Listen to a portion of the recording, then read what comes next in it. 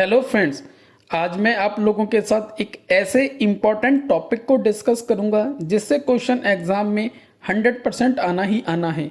अगर हम RRB JE की बात करें या रेलवे के अदर एग्जाम्स की बात करें, for example ALP, NTPC, technician, हर जगह पर अगर आप सिलेबस में देखेंगे तो जनरल अवेयरनेस वाले सेक्शन में स्पोर्ट्स को अलग से मेंशन किया गया है। तो रेलवे के जितने भी एग्जाम्स हैं इंक्लूडिंग आरआरबी जेई, हर जगह पर इस टॉपिक से क्वेश्चन आना 100% डन है। और रेलवे से अलग जितने भी एग्जामिनेशंस हैं, फॉर एग्जांपल एसएससी, एमटीएस या फिर जो भी एग्जाम्स अपकमिंग होने वाले हैं, इस टॉपिक से क्वेश्चन 100% आएगा। और ये टॉपिक है friends Paris summer Olympic games 2024। ये एक one of the most important event है जो अभी रिसेंटली पेरिस में कंप्लीट हुआ है। तो इस पूरे ईयर, इस पूरे साल इस टॉपिक से क्वेश्चन 100% आएगा। तो प्लीज आप वीडियो को पूरा देखें। मैं यहाँ पर जितने भी इंपॉर्टेंट पॉइंट्स हैं रिलेटेड टू दिस इवेंट, मैंने सबको एक साथ बहुत अच्छे से आप लोगों के साथ डिस्कस करूंगा। कोई भी फालतू की चीजें जो एग्जाम पर्सपेक्टिव से इंपॉर्टेंट नहीं है उसको इंक्लूड नहीं किया गया है। केवल उन्हीं पॉइंट्स को इंक्लूड किया गया है जिस पॉइंट से क्वेश्चन एग्जाम में पूछा जाएगा। तो चलिए शुरू करते हैं। अगर हम इस एडिशन की बात करें कि जो ये पेरिस समर ओलंपिक गेम्स 2024 हुआ है, तो ये 33rd एडिशन था जो 2024 में पेरिस में हुआ है। होस्ट सिटी पेरिस फ्रांस, और पेरिस फ्रांस थर्ड टाइम इस इवेंट को होस्ट कर रही है। अगर हम डेट की बात करें, डेट उतनी इंपॉर्टेंट नहीं है, लेकिन ये 26 जुलाई 2024 से 11 अगस्त 2024 तक ये इवेंट चला है। अगर हम यहाँ पे मेडल टैली की बात करें तो जो टॉप 3 नेशंस हैं, हमें टॉप 3 नेशंस के नाम पता होना चाहिए। यूएसए, चाइना और जापान, ये टॉप 3 नेशन है। अगर हम टॉप नेशन की बात करें तो यूएसए है जिसने 40 गोल्ड जीते हैं, 44 सिल्वर्स एंड 42 ब्रॉन्ज मेडल जीते हैं। अगर हम टोटल मेडल्स की बात करें 126 है। इसी तरीके से चाइना ने 91 मेडल्स जीते हैं और जापान ने 45 मेडल्स जीते हैं। इनके मेडल टैली की चाइना और जापान के कि कितने गोल्ड जीते हैं, कितने सिल्वर, कितने ब्रॉन्ज, इतने इंपॉर्टेंट नहीं है, लेकिन फिर भी ये लिखा हुआ है, आप चाहें तो इसको एक बार गो थ्रू कर सकते हैं। अगर हम यहाँ पर इंडिया की इस पर्टिकुलर इवेंट में अगर हम परफॉर्मेंस की बात करें तो इंडिया की जो रैंक आई है वो 71st रैंक आई है 2024 एडिशन में। और भारत ने यहाँ पर टोटल 6 मेडल जीते हैं, जिसमें से 1 सिल्वर है और 5 ब्रॉन्ज मेडल जीते हैं। भारत इस बार एक भी गोल्ड नहीं जीत पाया है। तो ओवरऑल अगर हम भारत की बात करें, rank 71, total medal 6, 1 silver and 5 bronze medal. अगर हम यहाँ पर बात करें कि भारत की ओर से कितने एथलीट्स ने पार्टिसिपेट किया है, तो देयर आर 117 एथलीट्स ने पार्टिसिपेट किया है, जिसमें से 70 मेल थे एंड 47 फीमेल्स थी।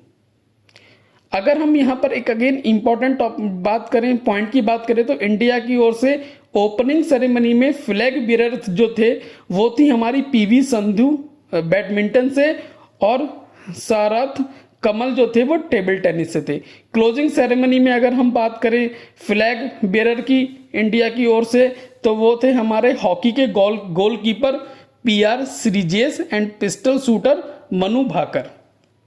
नेक्स्ट अगर हम इंडिया के ओवरऑल जो 6 मेडल्स इंडिया ने जीते हैं, अगर हम उसकी टैली की बात करें 1 बाय 1, तो पहला मेडल जो है इस बार हमें मनु भाकर ने जिताया था। अगर हम स्पोर्ट की बात करें तो शूटिंग में इवेंट जो था वो women's 10 metre air pistol event था, और मेडल जो इनको मिला है वो मिला है bronze.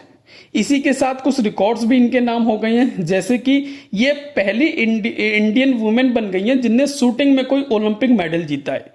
Olympic medal in shooting game, she became the first Indian women. अगर हम सेकंड बात करें, इनके नाम एक रिकॉर्ड हुआ है कि ये फर्स्ट इंडियन है जिनने एक ओलंपिक में 2 मेडल जीते हैं। बट जो ये रिकॉर्ड है पोस्ट इंडिपेंडेंस की बात कर रहे हैं कि आप देश की आजाद होने के बाद पहली भारतीय हैं जिनने एक ओलंपिक इवेंट में 2 मेडल जीते हैं। तो ये 2 बहुत ही इंपॉर्टेंट पॉइंट हैं, first Indian women in shooting and second the key multiple medal at a single Olympic game. Next अगर हम बात करें तो नेक्स्ट जो हमारा मेडल था वो अगेन मनु भाकर और सरबजोत सिंह ने एक साथ जिताया था। मिक्स्ड इवेंट में अगर हम स्पोर्ट्स की बात करें तो वो शूटिंग स्पोर्ट्स था। इवेंट जो था वो mixed 10 metre air pistol event था। मेडल भी बात करें तो यहाँ भी इन्हें ब्रॉन्ज मेडल मिला था और it is the first time in India कि इस कैटेगरी में भारत ने कोई ओलंपिक मेडल जीता हो। थर्ड जो मेडल आया है हमारा स्वप्निल कुसाले ने जिताया है। स्पोर्ट्स जो था अगेन शूटिंग है हमारा, थर्ड मेडल भी शूटिंग से था। इवेंट जो था मैन 50 मीटर 3 पोजीशंस इवेंट है ये। और मेडल की बात करें तो इनने भी ब्रॉन्ज जिताया है और it is again the first time in this category कि भारत ने कोई ओलंपिक मेडल जीता है। Fourth medal India hockey team ने जीता है।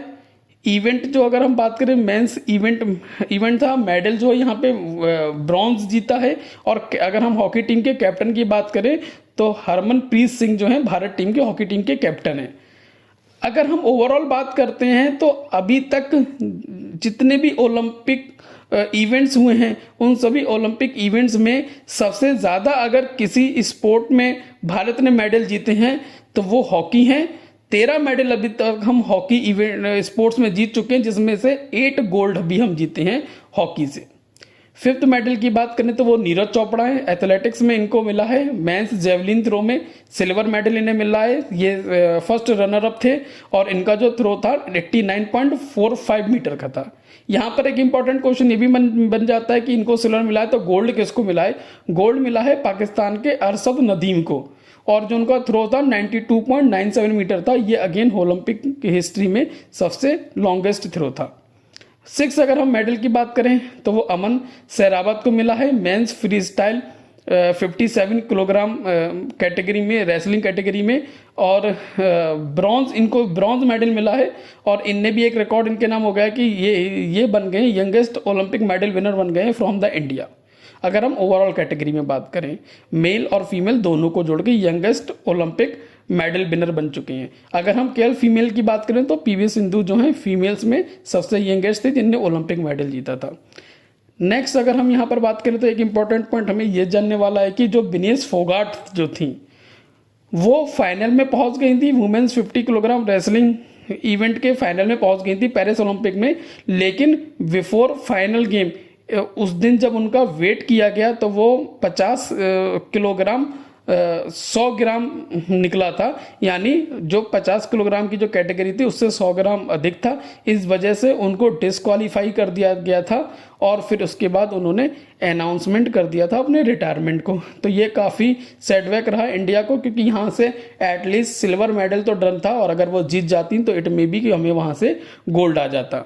नेक्स्ट अगर हम यहाँ पर बात करें कि अगला समर ओलंपिक कहाँ होगा तो अगला समर ओलंपिक 2028 में लॉस एंजलिस में यूएसए में होगा।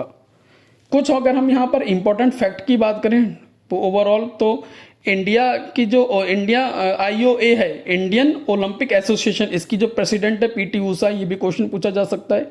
अडानी ग्रुप जो है प्रिंसिपल स्पॉन्सर था for team India at the Paris Olympic 2024। तो अडानी ग्रुप का नाम ध्यान रखना है, पेरिस प्रिंसिपल स्पॉन्सर था टीम इंडिया का for this Paris Olympic event.